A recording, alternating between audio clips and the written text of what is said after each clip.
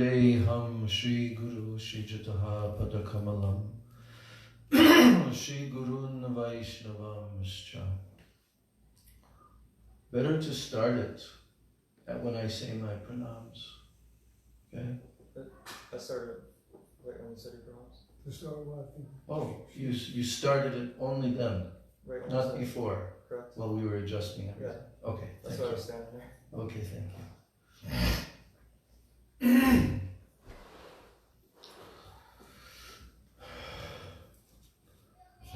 Bandeham Shri Guru Shri Jataha Padakamalam Shri Gurun Vaishnavamscha Shri Rupam Sagrajatam Sahagana Raghunathan Vitam Tam Sajivam Sadvaitam Savadhutam Parijana Sahitam Krishna Chaitanya Devam Shri Radha Krishna Padan Sahagana Lalita Shri Vishakhan Vitamscha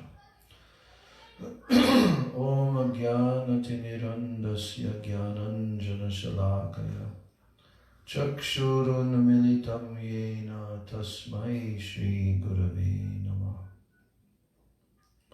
Mukam Karoti Vachalam Pangam Langayate Girim Yat Kripa Tamaham Bande Shri Gurun Dinataranam Vancha Kalpatarubhyascha Kripa Sindhubhya Evacha Patitanam Pavanebhyo Vaishnavebhyo Namo Namaha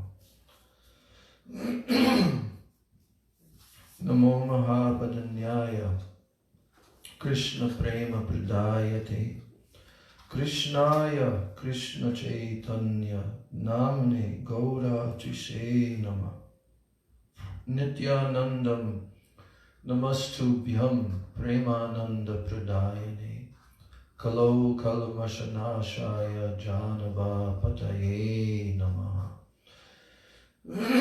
Panchatattvatmakam Krishnam Bhakta Rupa Swarupakam Bhaktavataram Bhaktakyam Namami Bhakta Shaktikam He Krishna Karuna Sindho Dina Bandho Jagatpate Gopesha Gopika Kanta Radha Kanta Namostute Tapta Kanchana Gaurangi Radhe Vrindavaneshwari Vrishabhanu Sute Devi Pranamami Hari Priye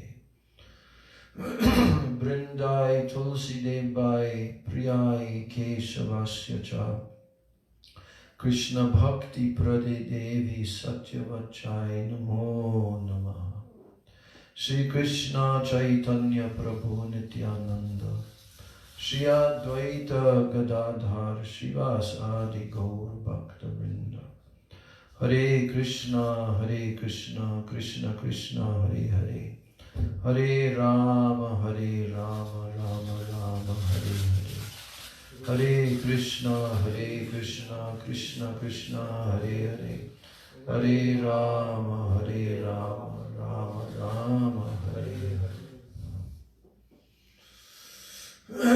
First of all, I'm offering my unlimited Dandavat pranams and my Shraddha Pushpanjali at the lotus feet of my most worshipable beloved Gurudev, Nitya Lila Pravishta Om Vishnu Pad Paramahansa, Ashtotar Shata Sri Srila, A.C. Bhakti Vedanta Swami Maharaj, Srila Prabhupada. And then I'm offering my same unlimited Dandavat pranams and my Shraddha Pushpanjali at the lotus feet of my most worshipable beloved Siksha Gurudevs, Nitya Lila Pravishta Om Vishnu Pad Paramahansa, Asto Tarasata Sri Srila Bhakti Rakshak Sridhar Goswami Maharaj, and Nitya Lila Pravishta Om Vishnu Pad Paramahansa, Ashto Tarasata Sri Srila Bhakti Vedanta Narayan Goswami Maharaj. And I'm offering my unlimited Dandavat pranams to the lotus feet of all of my Sri Sri Rupa Nuga Guru Varga. And I'm offering my Dandavat pranams to all the Vaishnavas and all the Vaishnavis. So we've been jumping around a bit here and there, going from Prahlad Maharaj's teachings to Roy Ramananda Sambad and Nectar of Devotion, and then back to Prahlad Maharaj's teachings. So, at any rate, any of these topics are very nice. That's my feeling. But sometimes you get in different moods, you know? Isn't it? I mean, it's not that you always want only savories, although savories are very relishable. But sometimes you want sweet. Sometimes you want vegetables. Yes.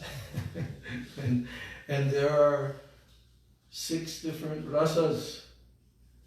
In that case, the rasas are tastes. Salty, sweet, pungent, etc. So, but really any part of Srimad Bhagavatam is none different than Krishna. It is Krishna himself. This is what we are to understand from our Mahabhagavad realized Uttam Adhikari, Guru Varga. They have realized this, that Srimad Bhagavatam, whether it's the 1st canto, 10th canto, 12th canto, any, Srimad Bhagavatam is Krishna himself. It is his rasa swarup. We can speak this, we can say this, but we have to have some realization. Our Gurudev, however, also, because of the nature of his presentation, being that he did not come really to teach the Bhagavad Gita basic philosophy, although he would mention it from time to time, of course, but that was not his goal. And even the 9 cantos of Srimad Bhagavatam, although he narrated these and had them discussed at every festival almost, whenever he spoke Srimad Bhagavatam, but his objective was to always bring everyone to the 10th canto. That is it. Our Srila Prabhupada did not have such a preaching mission because, as Gurudev said many, many times, he had to cut jungles. And he had to battle against all the, just like his Guru Maharaj also did, Bhaktisiddhanta Saraswati Prabhupada. He had to battle against all the misconceptions. From Mayavad to impersonalism to mundane science to atheism and everything else. That's called cutting jungles. Prabhupada Gurudev used the term. Because unless you cut away the jungles, you can't build a structure. There's nothing but jungles and forests and trees. How are you going to build a structure? So the first thing that has to be done is clearing, right? And so even Srila Bhakti Rakshak Sridhar Maharaj told that his Guru Maharaj, Bhaktisiddhanta Saraswati Prabhupada, he spent 90% of his time telling what is not this prayojan, what is not, and what is not the goal. 90% of his preaching efforts for that. We can see that Srila Prabhupada also. They had to teach Sambandha Gyan. How can you understand Prayojan Tattva unless you understand Sambandha Gyan? What is the meaning of Sambandha Gyan? Knowledge of relationship. knowledge of relationship. Yes, and that's the first topic of the 3 topics of Vedic knowledge. Sambandha, Avideya, and Prayojan. So, this has to be gone through progressively. Sambandha Gyan, of course, is also unlimited.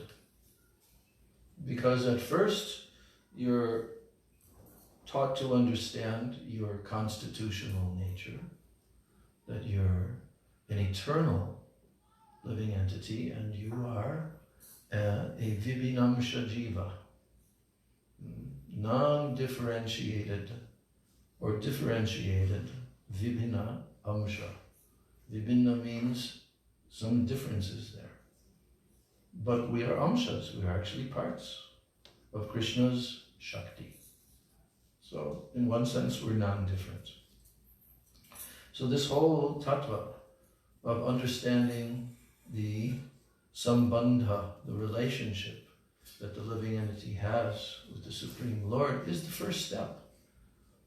And Lord Shri Krishna himself, in the Bhagavad Gita, he spent the first 6 chapters going over Sambandha Gyan. Actually, most of the Bhagavad Gita is Sambandha Tattva. But then, Abhideya. What is Abhideya? Activities in relationship. Right, which is what? In the Dasmal Tattva?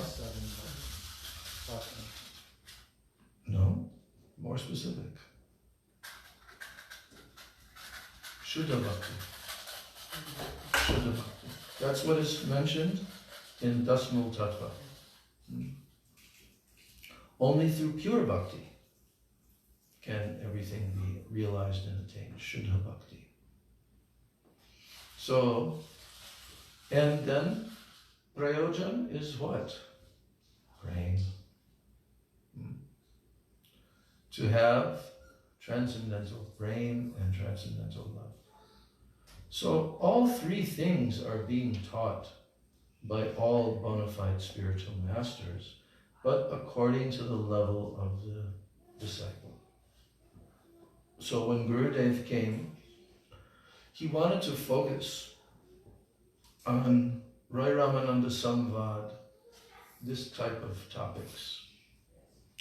Also Rupa Siksha, Sanatan Siksha, like this.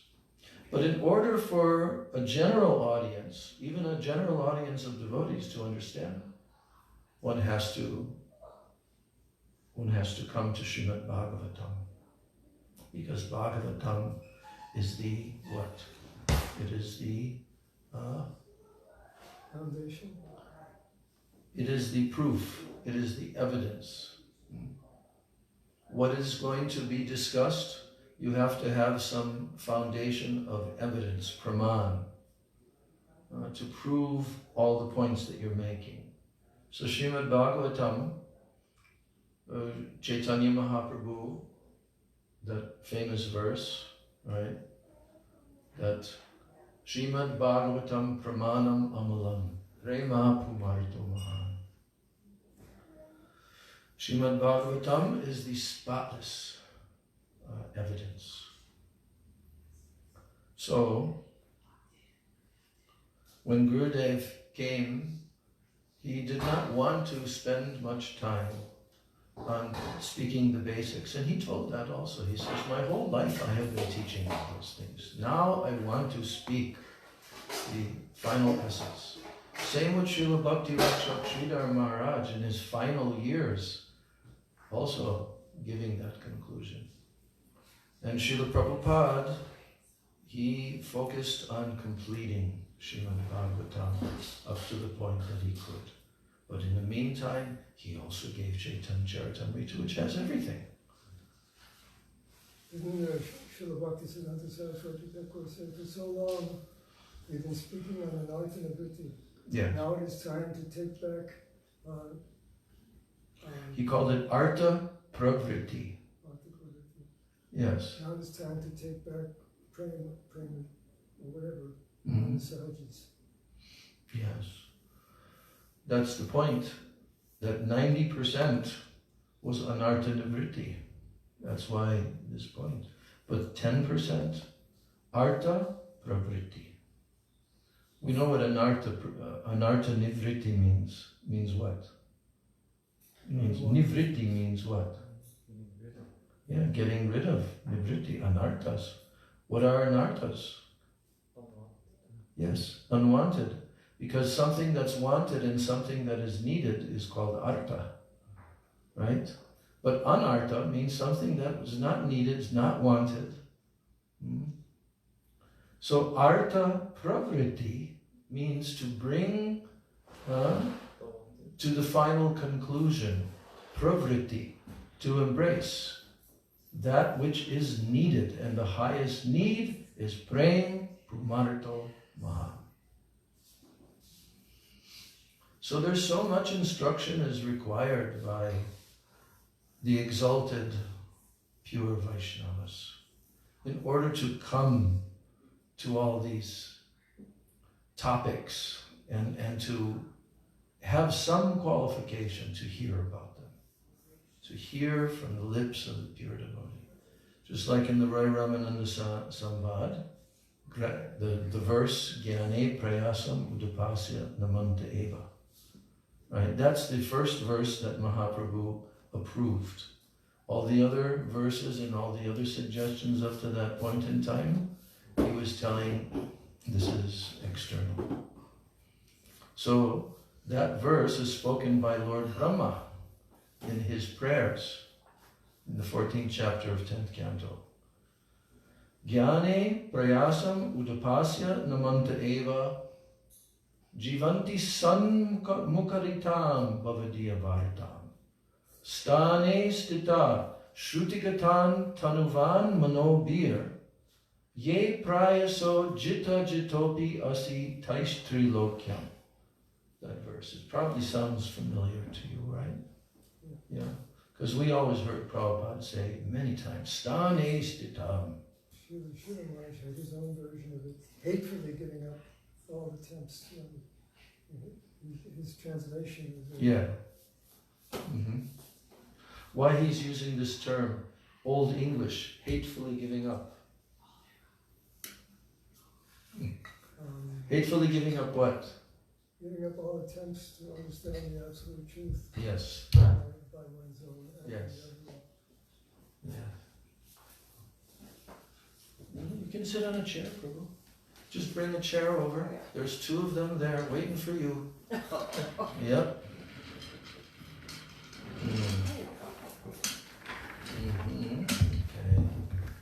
Okay. So say? Hatefully giving up all of those to understand the absolute truth by one's intelligence, one should just hear from the pure devotees the messages of pure devotion given in the Shastras, I guess. And in this way, one may stay in his own position and not have to change if he does this. Not have to change his position. That's pretty close. And then what's the conclusion of that verse? Ye prayaso jita jitopi asi taish trilokyam. One can conquer the three worlds. No. I One can conquer the conqueror of the three worlds, Krishna. What's Krishna's name in this regard? Jita. Ajita. Unconquered, unconquerable, Ajita. And then we had a devotee here for so many months who was named Jita. Means what? Who is conquered. And who is that? Krishna. Jita, Krishna. Krishna who is conquered by his pure devotees, right? So this verse is very, very important verse, very prominent. This verse. Jnane prayasam udapasya namanta eva. Jnane prayas means what? It means prayas. Atyahara prayas. right? So jnane prayas means the endeavor to understand by jnana. Udapasya namanta eva. One should give this up. Jnane prayasya udapasya. Give it up. And do what? Namanta eva. Surrender.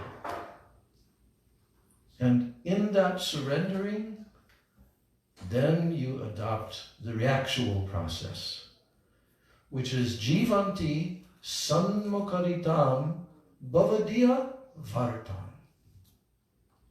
Sanmukaritam means from the sat, from the pure Vaishnavas, from their lotus mouth, mukaritam. What is emanating from their lotus mouth? One should live in that proximity. Jnane jivanti. Jivanti means one should continuously live, spend his life hearing from them. Bhavadiya vartam. What they are speaking. And then comes stane stita. Shruti gatan tanu van manobir. With one's body, with one's mind, with one's words, one should stay fixed in their association. Sometimes stane stita is translated as remain in your position. But actually, it is also translated as remain in their association continually. Stane stita shrutigatan tanuvan manobir. By mind, by body, by words, fully give yourself to this. And then, ye, for that person who does this, ye prayaso, by this endeavor, ye prayaso jita jitopi asi taistrilokyam. He who is not conquerable in the three worlds, he becomes conquered. Mahaprabhu said, eho hoi. He used that term. This is acceptable. This is good. This will do. But now, go further from here. From this point, go further. And that's when Ramananda Roy began to talk about Krishna Bhakti Rasa Bhavitam Atir Kriyatam Api Kutopi Labhyate Tatra Lolyam Api Mulyam Ekalam Janmakoti Sukritayar Nalabhyate. There he's talking about Krishna consciousness. That's where Prabhupada got the term Krishna consciousness from that verse. Krishna Bhakti Rasa Bhavita Mati. So in this way, our acharyas, they are themselves emanating these transcendental sound vibrations. If they were not speaking these transcendental realized truths, there would be no question of delivering the fallen souls. There's no question. Because the fallen souls can only be delivered by a pure Vaishnava, no one else. No one else can deliver a fallen soul. Only a pure Vaishnava who will pray to Krishna on behalf of that jiva. Right? Bhaktivinoda Thakur has told us that. How the pure devotee will petition Krishna. Hearing our pitiable cry. Yes.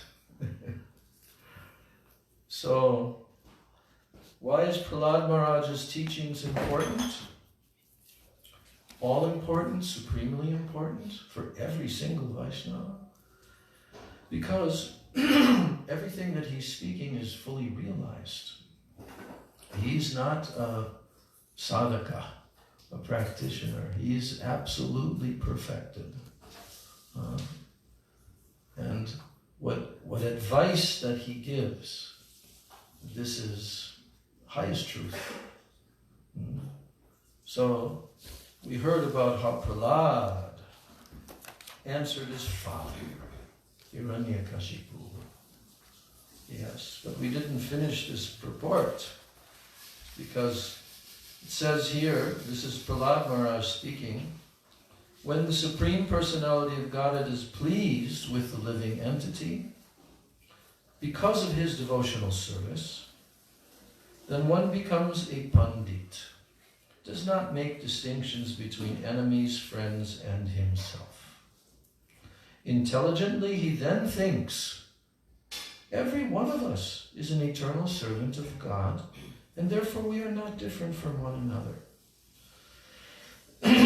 So, Prabhupada is saying that when Prahlad Maharaj's teachers and demoniac father asked him how his intelligence had been polluted, then Prahlad Maharaj said, as far as I am concerned, my intelligence has not been polluted. They're telling in front of Prahlad, how has your intelligence been polluted? He says, my intelligence hasn't been polluted. Rather, by the grace of my spiritual master and by the grace of my Lord Krishna, I have now learned that no one is my enemy and no one is my friend. Both. Why no enemy and why no friend? Here we're all looking for friends, looking for relationships. We want to chum around, right? Right? But we have heard our gurus tell, yes, I have so many disciples, but no one is my friend. Why? Can you answer? Because all the relationships here are only temporary and they're only going to cost suffering. Yes. But if a disciple becomes pure, if he becomes completely surrendered, then, even though from an absolute point of view, Prahlad Maharaj is saying, there is no one that is friend or enemy. But Krishna himself considers, so his pure devotee also. You become intimate associate. Intimate associate. But nevertheless, the pure devotees, even in that relationship, they're aloof because they have their relationship with their Guru and their Gauranga and their Radha Govinda. So they are not depending upon anyone.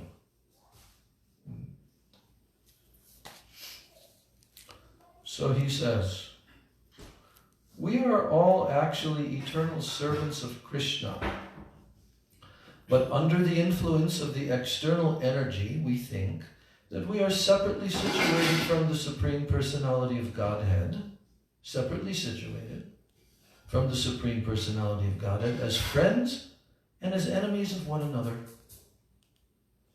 This mistaken idea has now been corrected. This is Prahlad, the paraphrasing of what Prahlad Maharaj said. Has now been corrected, and therefore, unlike ordinary human beings, I no longer think that I am God and that others are my friends and enemies. Now, I am rightly thinking that everyone is an eternal servant of God and that our duty is to serve the Supreme Master. For then, we shall stand on the platform of oneness as servants. That's how Prahlad Maharaj is thinking. Is the essence of it, is that Krishna is behind everything and he's the well-wisher of everyone? Is that one way to look at it? To look at what? At the same thing you're saying, that no one is my friend or enemy. That Krishna is behind it. Well, yes. The mechanics of it. Suppose somebody is treating you bad or even physically causing you suffering and so forth. But the pure devotee, he tolerates everything, understanding, oh, this is Krishna's mercy. He's purifying me, and actually he's not really my enemy because really it's my own activities which have brought this on. Now we're going to hear how the demons think. Demons think of everyone as a friend or enemy, but Vaishnavas, they say that since everyone is a servant of the Lord, everyone is on the same platform.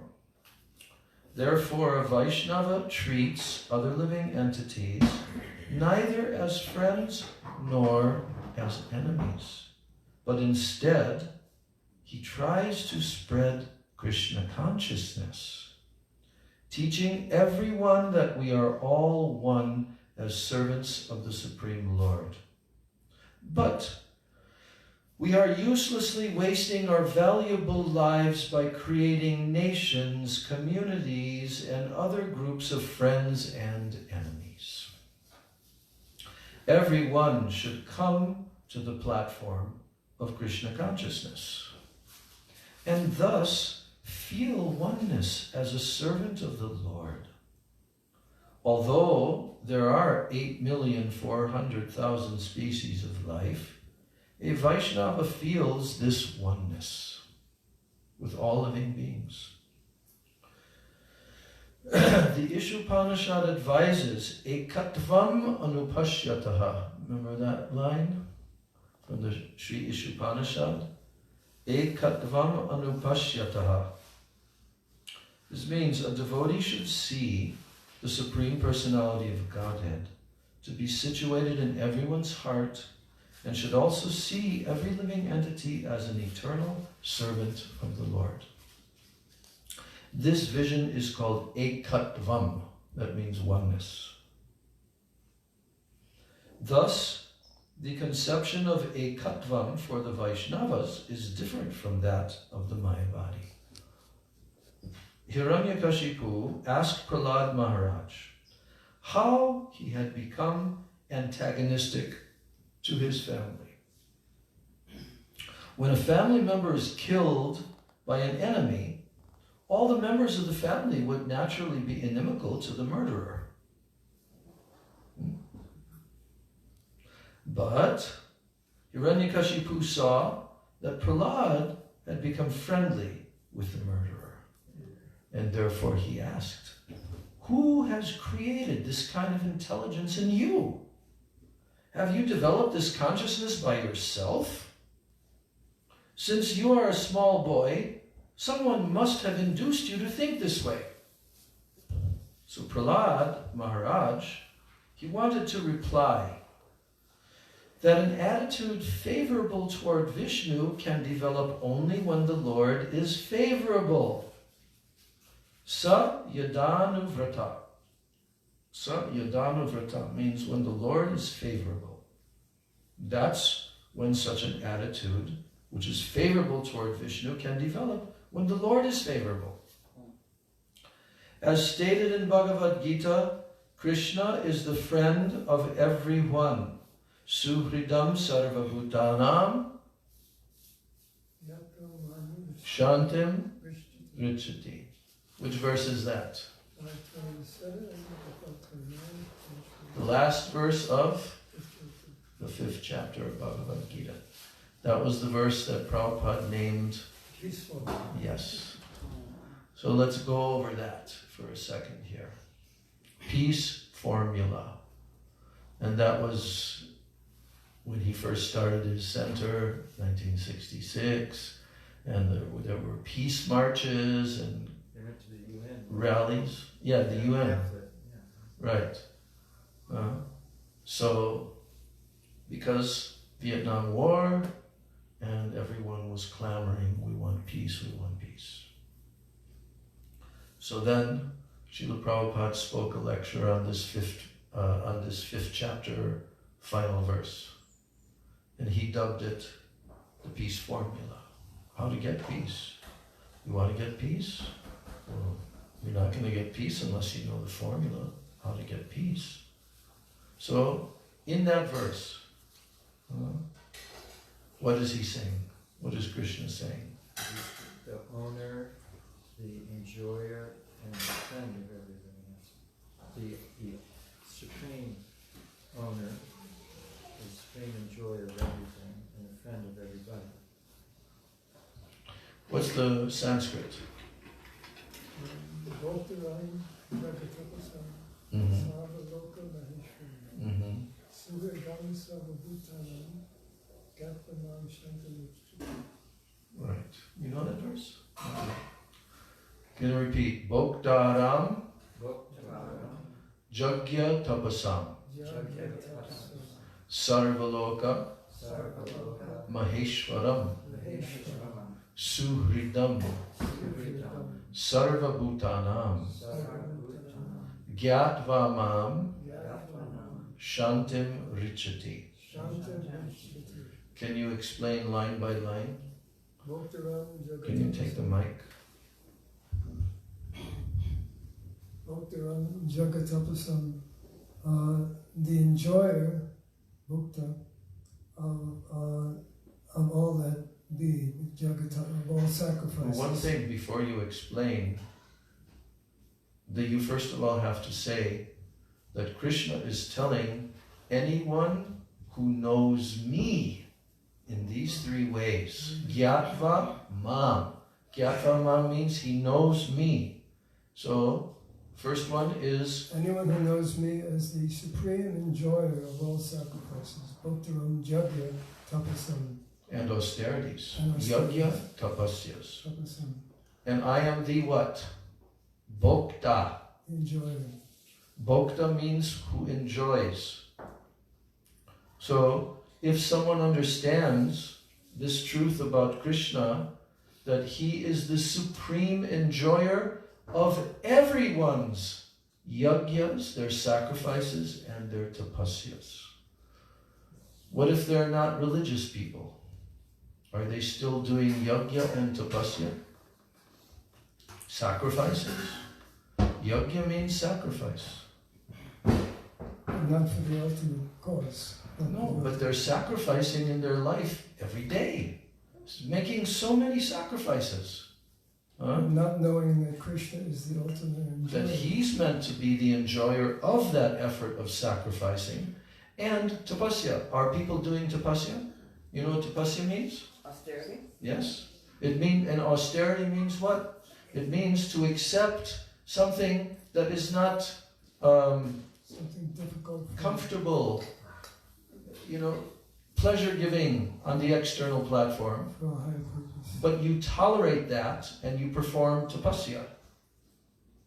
So everyone is doing that in their jobs, in so many ways in everyone's life. They're doing so many tapasyas. But Krishna is saying that if someone knows me as the supreme enjoyer of all of these yajna and tapasya, then he attains shanti, peace. He becomes peaceful. So the opposite is also true. If someone doesn't understand that the Supreme Lord is the supreme enjoyer and object to be pleased by all efforts of yajna and tapasya, then will one be peaceful? Never. It's never possible. Never possible.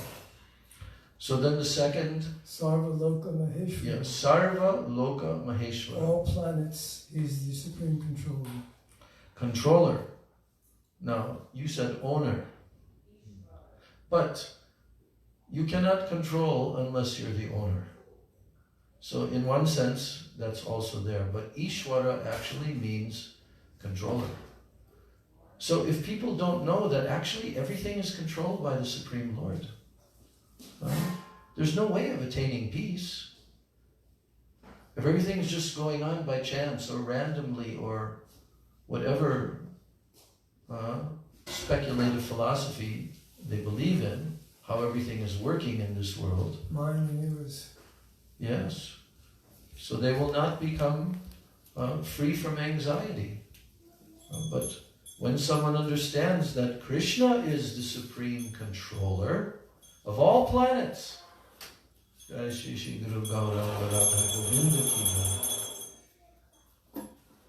of all planets, and also in the translation it says all the demigods. So the controllers who are within the material universe, the controllers in the material universe, Krishna is controlling them. He is the Maheshwar, the Maha Ishwar. the great supreme controller. So if someone understands that principle and embraces that by doing Sharanagati, by accepting what? That Krishna is my maintainer. What's the Sanskrit for that? Yes, Goptritve, Gopta. Gopta means who maintains. That's where the word Gopa comes from.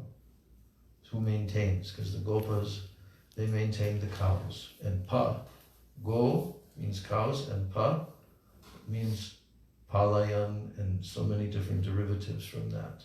The maintainer of the cows. So Goptritve means Krishna's guardianship. That's the word Srila Sridhar Maharaj used. His guardianship. Goptritve Varnam, embracing that fully. And also that Krishna is my only protector. Rakshishyatiti Vishvasa. Firm faith that only Krishna can protect me. So that's all encompassed within that one line. Sarva Loka Maheshwaram. He is supreme controller. But then the next one really gives assurance to all jivas, to all living entities, because Krishna is making a declaration here. Suhirdam, Sarvabhutanam. Yes. The friend and well-wisher, Sarvabhutanam, of all living entities. Yeah, Sarvabhutanam means all bhutas, all living entities. All. It's not that the ant that's crawling on the ground, Krishna's not his well-wishing friend, he is. I wish I thought of that before I slipped the ant out of the house. Well, but the thing is that Krishna is in the heart of that living entity in that body. He travels everywhere. Sarvasya chaham hridi sannivishto. I am situated in where? Everyone's heart. Sarvasya chaham. I am there. Hridi, in the heart. And from me, matak smritir jnanam apohanam. All remembrance, all knowledge, all forgetfulness, apohanam, comes. Matak smritir jnanam apohanam cha vedaischa sarvair aham eva vedya vedanta krid vedavid eva chaham. Vedaischa sarvair aham. When the Vedas are to be known. Yes, it is I who am to be known in all the Vedas. Vedaischa sarvair aham eva vedya. I am to be known. Then Vedanta Krid. I am the compiler of the Vedas. How did Krishna do that? Came as Vyasadeva. Yes. Vedanta Krid. I'm the compiler of the Vedanta. And Veda, Vid. I am the knower. So, in this way, Bhagavad Gita is so essential. Everything is there that we need to know about Krishna. If someone doesn't read that and understand it and study it, then it's unfortunate. Because, look, so many people want to know who is God, is there a God, where is God, what is he like, all these things. But God himself has come, and he himself has told everything. So if someone doesn't take an interest to understand what God himself is telling to all the jivas, then they're very unfortunate. If they don't take an interest, they don't become serious to understand what are the words that emanated from the lotus mouth of Bhagavan, which are eternal. These words are eternal. This is an eternal message. It's not temporary, that ends with this material destruction of this universe. It's eternal.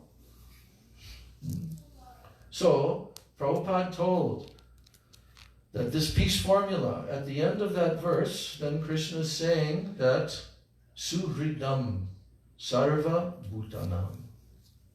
I am the Suhrit. This, do you know the special meaning of this term, Suhrit? Dear friend. More. There are different words like bandhu, friend. Intimate friend? So suhrit has the word hrit, which comes from hrid, which means heart. Srila Gurudev particularly, he used to use the term bosom friend. You know why? Because suhrit means your heart. And the meaning of a bosom friend is that in any condition whatsoever, he will always be your well-wisher. So that's a very special term that Krishna is using in relation of his relationship with all the jivas. I am actually the best well-wishing friend of every single living entity.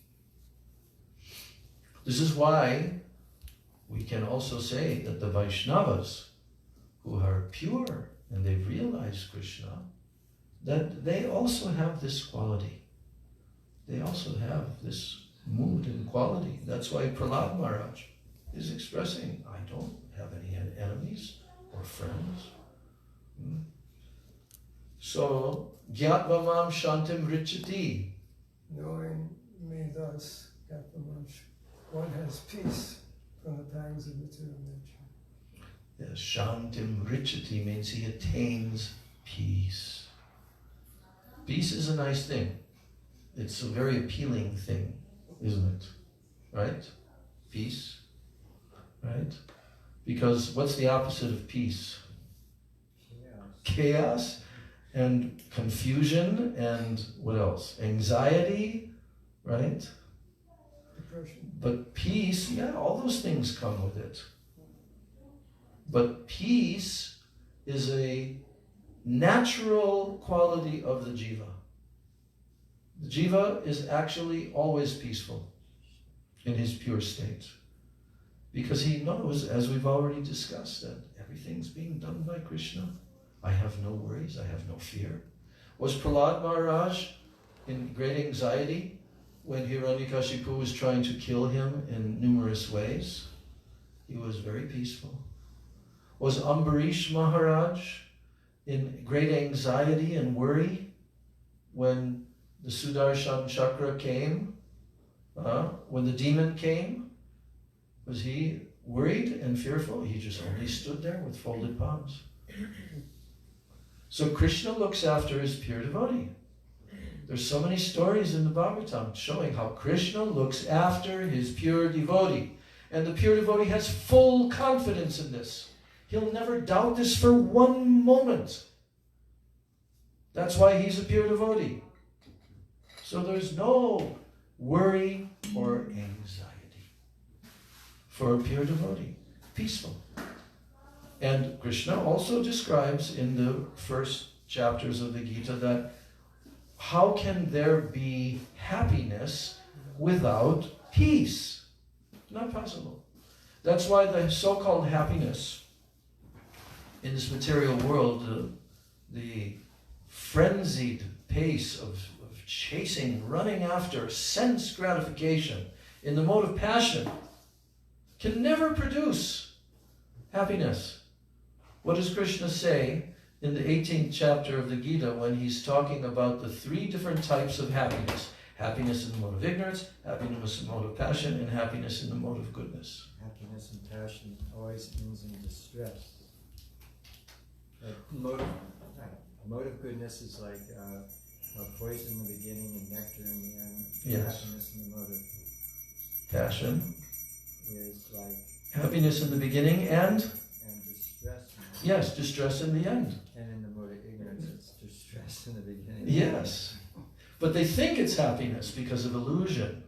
Like Gurudev says, that the drunkard, the intoxicated person is rolling in the gutter and the dog is washing his mouth. Yes. But he's thinking he's a king and he's happy. So this is illusion.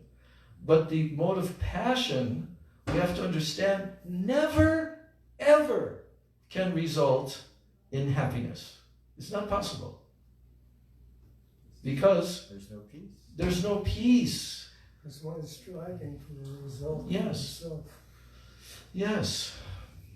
So it's an illusion, but the illusion is not as strong as in the mode of ignorance. So that's why from the mode of ignorance, someone should at least try to come to the mode of passion and do their duty and work and, give the results and do karma yoga and all of that, right? But bhakti can only be attained in the mode of goodness. Pure bhakti, it cannot be attained in the mode of passion and ignorance.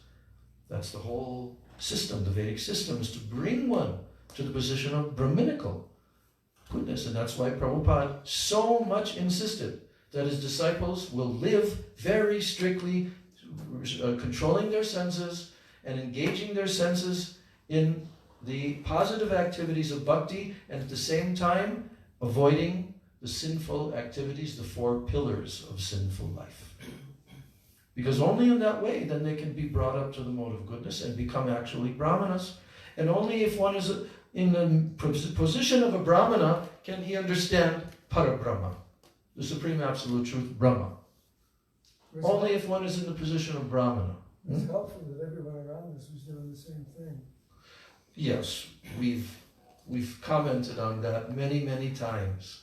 We were very fortunate to be in that situation, especially at that age.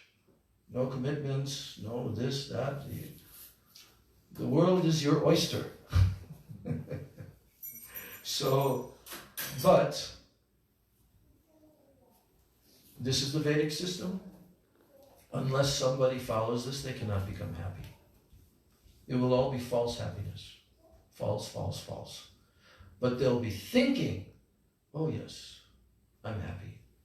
But their life runs into ruts after ruts all the time in the mode of passion. But in the mode of goodness, yes, some austerity is there. But, well, it is nectar. It is nectar. The wealth of the brahmanas, right? We heard that? Austerity is the wealth of the brahmanas. That's their wealth. Isn't the problem that the 3 modes are always competing? So even if one is in the mode of goodness, he's also going to be affected by passion and ignorance eventually. Well, this is why Krishna says, Trigunya Vishaya Veda, Nistrigunya, you know that verse? Bhavarjana. The Vedas are mainly dealing with the Trigunya, 3 modes of nature. But Arjuna, become Nistrigunya. Rise above these modes. Nitya Sattvasto, Nirdvandvo Nitya Sattvasto, Nirdvandvo Nitya Sattvasto, Atmanaha. Nirvanvo Nitya Sattvasto, something, I can't remember the word. That's the verse where he says, become free from duality, Nirdvandva. Dvandva means duality. Nitya Sattvasta, become permanently situated in Sattva Gun. Nir-yoga-kshemam atmavan. Nir-yoga-kshemam means what? Become free from any anxiety or worry. And atmavan, become situated in the atma, in the self. So that's what this system is for, this pure bhakti system. Gradually, heart becomes cleansed, purified. When the tada rajas tamo bhava kama lobha dayaschaye cheta aitair anavidham stitam sattve prasidati. We read that in the beginning of the Bhagavatam class. Tada rajas tamo bhava kama lobha adayas. All these kam, lobh, krodh, moha, mada, matsarya, all of those 6 enemies. One becomes free from that. And the effects of the mode of passion. This is the effects of the lower modes of nature. This is the effect that they produce. So, tada rajas tamo bhava. This is the verse following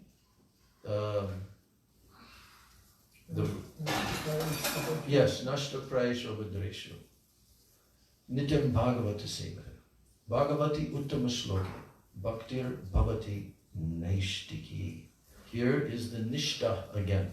Being situated, unmovable, Nishti, Naishtiki Bhakti.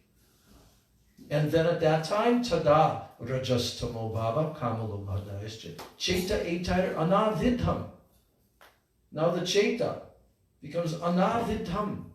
Means not touched, not affected by those effects of the lower modes of nature. And Stitam Sattve Prasidati. It becomes situated in Sattva and Prasidati. What does that mean? He becomes satisfied. Prasidati. It's like Shanti, Prashanta, Prasidati. So this is a very desirable position for the living entities to come to. But it cannot be attained if someone is attached to staying in the lower modes of material nature. Yes, they can do some shadow of bhakti, some semblance of bhakti by coming in contact with the pure devotees. But unless they adopt the process and they live in that way, they cannot properly advance. They cannot transcend the lower modes of nature, and they'll always be hampered by that.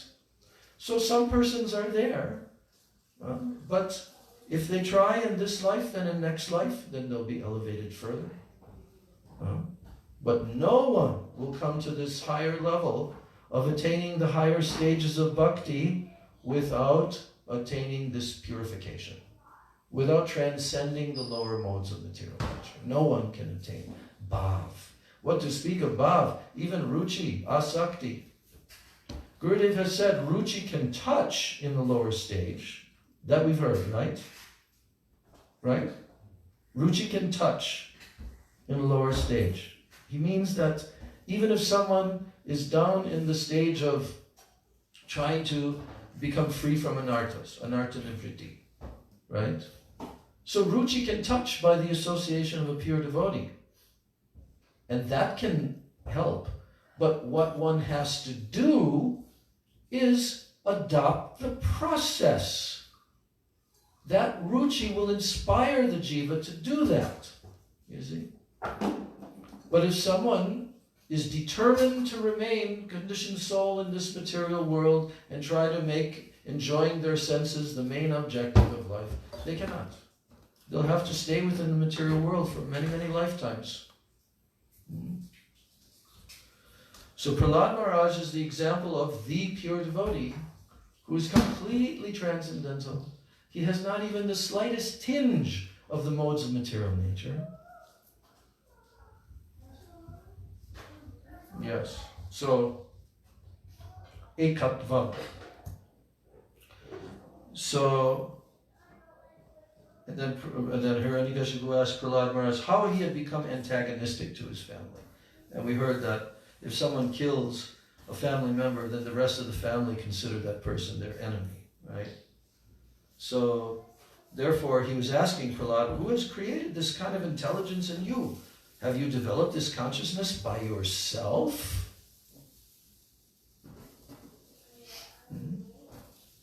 Since you are a small boy, someone must have induced you to think this way.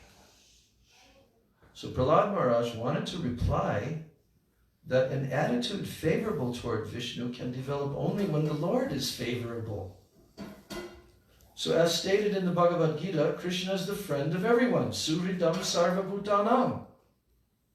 Gyatva mam shantam richati. The Lord is never an enemy to any of the millions of living entities. He's never an enemy. He's always a friend to everyone. This is the true understanding.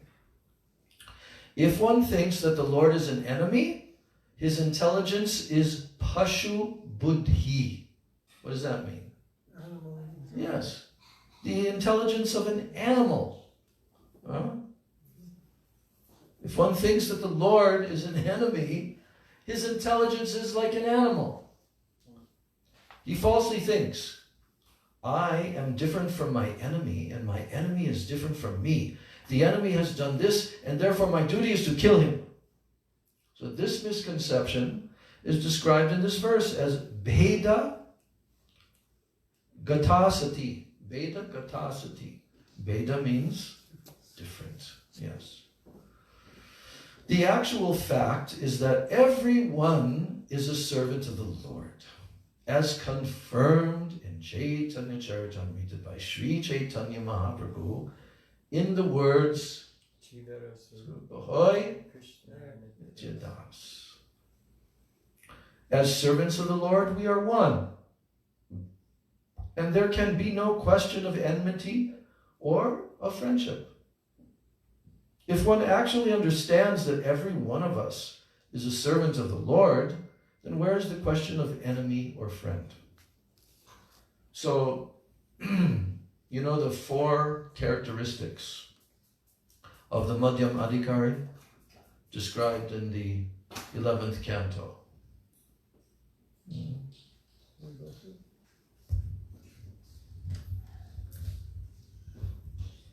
He has love for his adorable object, which is the Supreme Lord. He makes friendship with the devotees. He instructs the innocent, and he neglects the envious. So, Ishware tad adineshu. Ishwara and Adina. This means the Supreme Lord and his fully dependent pure devotees. So, Prema Maitri Kripa Apeksha. Prema means love, but it's described, this is not speaking of that level of praying, but the word praying also means love. So, the Madhyam Adhikari, he can deal with these 4 categories of persons. Kanishta cannot. So Madhyam Adhikari, he has love for the Supreme Lord and his pure devotees. Then Bali Sheshu Dvisatsucha. Isn't there 4 categories of dealings that the Madhyam Adhikari has? That's what I'm describing. I'm describing the 4 categories of persons who he has those dealings with. Because the beginning of the verse is telling the 4 categories. Ishvara, Tat Adineshu, Balisheshu, Dvisatsucha, Dvisatsu. So Adineshu also means the devotees who are subordinate to the Lord. So Maitri, friendship. Here we're hearing that the pure devotees don't see anyone as friend or enemy. But yet we see that in the Madhyam stage, there's some discrimination is there. Some discrimination is there. And there's 3 categories of devotees too. Yeah, but that's a separate topic. So the Madhyam, he makes friendship with devotees. That is the nature of a Madhyam. The Madhyam likes to make friendship with the devotees. Now, the next category is Balisheshu. Balisheshu means innocent persons who have no knowledge, right? So they're childlike in the sense that children don't have knowledge. So everyone is always compassionate to them. So, Prema Maitri Kripa. Kripa is the 3rd. Kripa is the mood of bestowing mercy upon the innocent. That means trying to give Krishna consciousness to the fallen souls. Prabhupada liked to imbibe that in all of his disciples from the very beginning. Go out and preach. Go out and give my books. Go out and help the jivas. Chant the holy names. Right? Give out the Give out prasad and everything. Sunday feast, invite them. So, and then the last category, the 4th category is Dvishatsu, that means they have Dvesha. Dvishatsu. That means they possess envy. Dvesha means envy. So, the Madhyam Adhikari, his behavior towards the envious is apeksha, neglecting them. Apeksha. But Gurudev explained, this is not out of hatred that the Madhyam Adhikari neglects them. No. It's actually his mood of mercy for these envious persons, because if they continue, then they'll commit more and more offenses and so forth. So the Madhyam Adhikari neglects them. So on one hand, the next verse of the 3 verses, Kanishta Madhyam and Uttam, Sarvabhuteshu yak pashyet bhagavad bhavam atmanaha. The Mahabhagavat Vaishnava, the Uttam Adhikari, he sees Krishna within everything and everyone. He sees that everyone is serving Krishna and is rightly situated. So that's the position of Prahlad Maharaj. Prahlad Maharaj is an Uttam Mahabhagavat Vaishnava, and he sees all living entities equally. Right? But in the Madhyam stage, you cannot artificially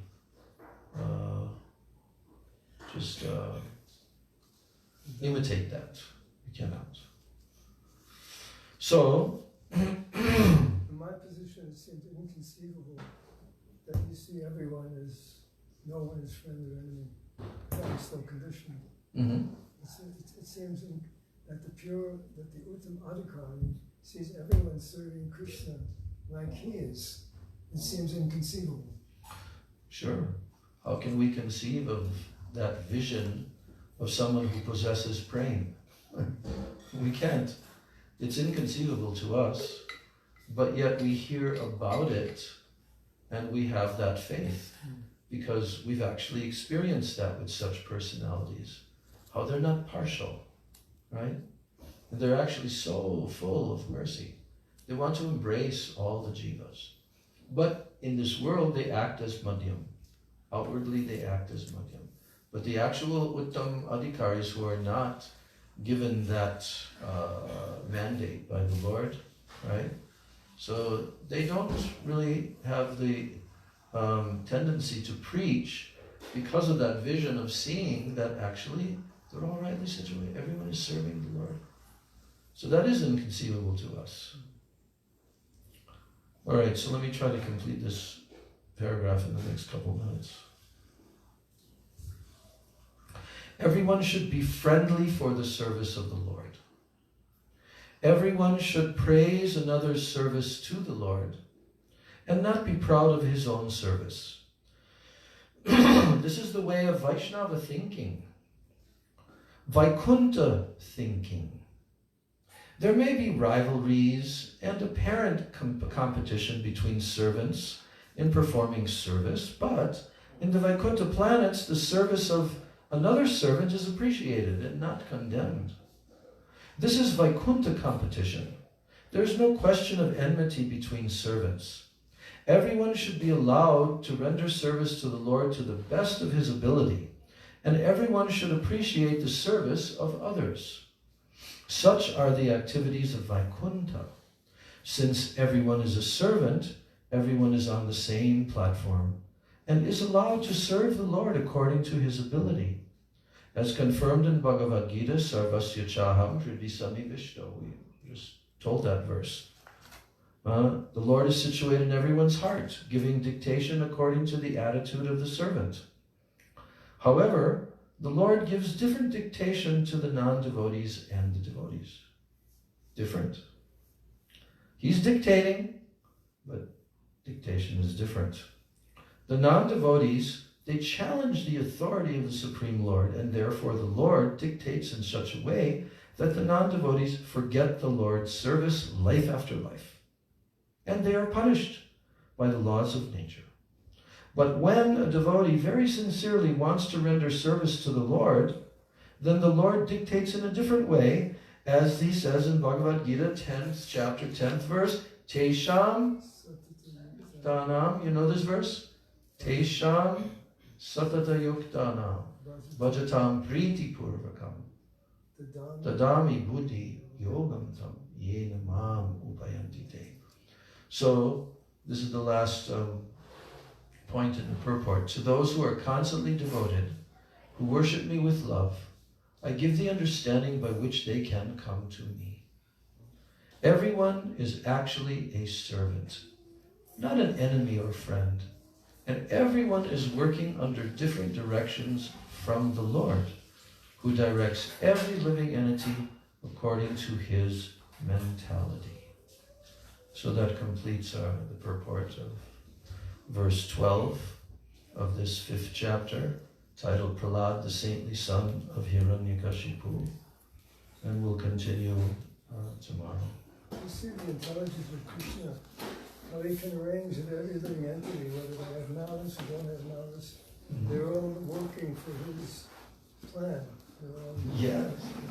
You can see It is. Thank you for reminding us that the Supreme Lord is inconceivable. Hare Krishna. Jai Jai, Shri Shri Guru Gauranga Gandharvika Girid Hari Radha Govinda Ki Jai. Grantaraj Srimad Bhagavatam Ki Jai. Shri Prabhupada Ki Jai. Shri Rupa Nuga Guru Varga Ki Jai. Go Premanandi.